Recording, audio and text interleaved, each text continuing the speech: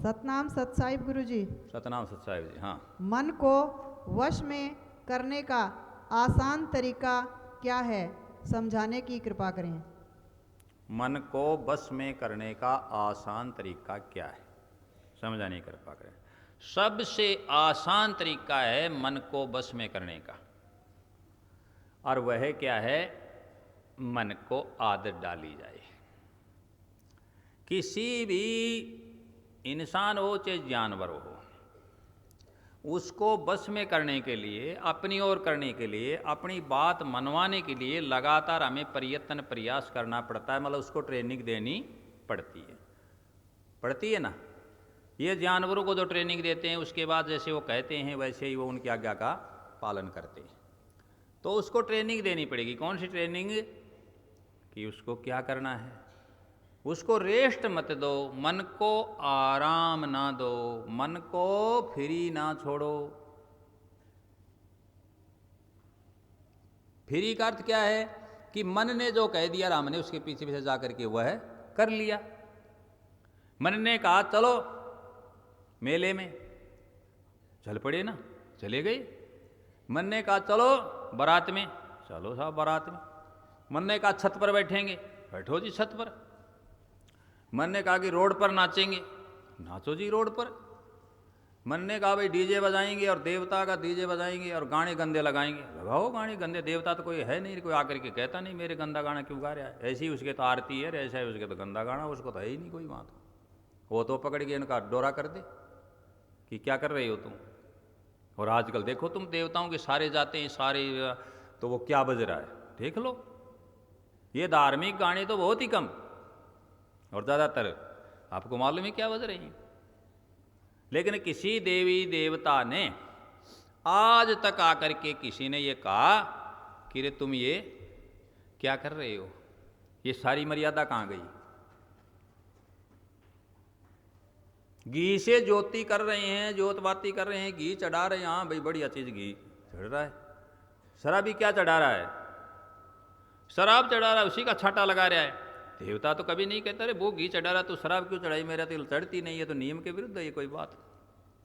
इसका सीधा साधा अर्थ है कि वहाँ कुछ है ही नहीं, सब आदमी कर रहा है, आदमी का खेल है और कुछ नहीं। तोरा मन दर्पण कहलाए। बजाओ धुन को।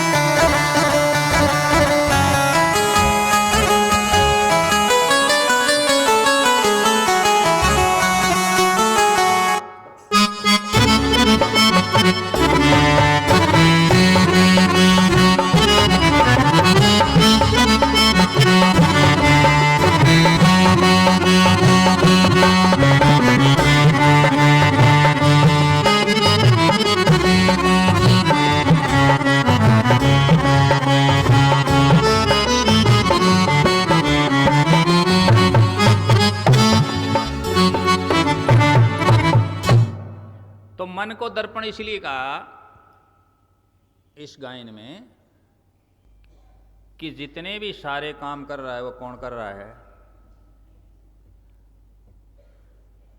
वही तो कर्म करवाता है और वही कर्मों को देखता है। गजब की बात है। कर्म करने का आदेश कौन देता है बताओ? मन कर्म करवाता है। और उनको रिकॉर्डिंग भी कौन कर रहा है? उनका वो फेस दिखा भी कौन रहा है? वो मन ही दिखा रहा है। तब कहा कि तोरा मन दर्पण कहलाए, भले बुरे सारे कर्मों को देखे और दिखाए। तोरा तो मन दर्पण कहलाए। तो मन तो दर्पण है, भले बुरे जितने भी कर्म हैं सबको सामने रख रहा है, लेकिन हम तो फिर मान ही नहीं रहे ना। तो मन के बस के लिए बताया कि सबसे सरल एक ही उपाय, कि मन को ऐसी आदत डालो अभ्यास से कि मन हमारी आज्ञा मानने लग जाए, बुद्धि के अंकुश में चलने लग जाए मन। मन यदि किसी प्रकार की गलत सलाह देता है, हमें प्रेरित करता है, तो हम उस बात को ना मानें, उसको ना कहना शुरू करें, मना करना शुरू करें और अच्छे काम में मन को तुरंत लगा दें, तो वो उधर सोचेगा ही नहीं, लगेगा ही नहीं। समझ रहे हो ना? मतलब मन को आपने फ्री छोड़ दिया कि तू चाहे सो कर, वो गलत है। इसलिए उसको फ्री मत छोड़ो, मन को अच्छे कार्यों में लगाए रखो।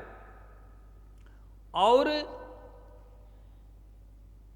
शास्त्र के अनुसार योगश्चित्तवर्ती निरोध है। दूसरे नंबर की बात बता रहा हूं, योग को अपनाओ, उससे चित्त की जो वृत्ति है, जो मन की चंचलता है, जो चीजें वो सारी क्या हो जाएंगी, रुक जाएंगी। क्या बताया, गौर से सुन ले, योगश्चित्तवर्ती निरोध है। योग से चित्त की वृत्तियां शांत हो जाएंगी। पांचजलि का है। तो योग है, यम है, आसन है। देखो, यम, नियम, आसन, प्राणायाम, प्रत्याहार, ध्यान, योग, समाधि इत्यादि, ये कितने 8 होंगे। हाँ,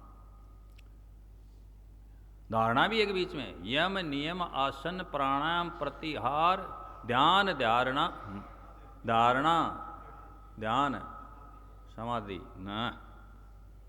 यम, नियम, आसन, यम, नियम, प्राणायाम, प्रत्याहार और ध्यान, धारणा, कितने हुए? अष्टांग योग के विचार। इस प्रकार से ना, अष्टांग योग के विचार 8 हैं। तो अपने 8 तो कर ही नहीं पाते, शुरू वाले ही कर लो। बुराई छोड़ो और अच्छाई पकड़ लो। यम नियम,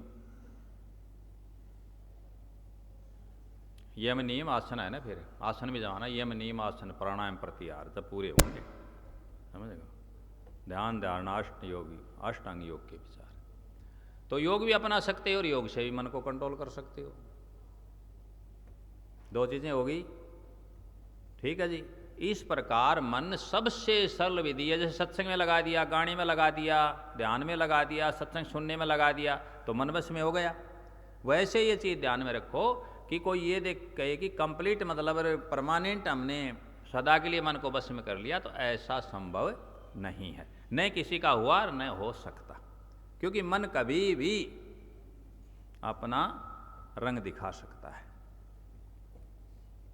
मन है बड़ा जालिम, जिसको पड़ा वास्ता उसी को है मालूम। तो मन कभी भी गड़बड़ कर सकता है। कबीर ने भी क्या कहा है पता है ना? कबीर साहब ने क्या कहा? मैं जान्या मन मर गया, मर कर हो गया भूत, और मैं चला तो उठ खड़ चल, मेरे पीछे पीछे चला जैसे मेरा पूत।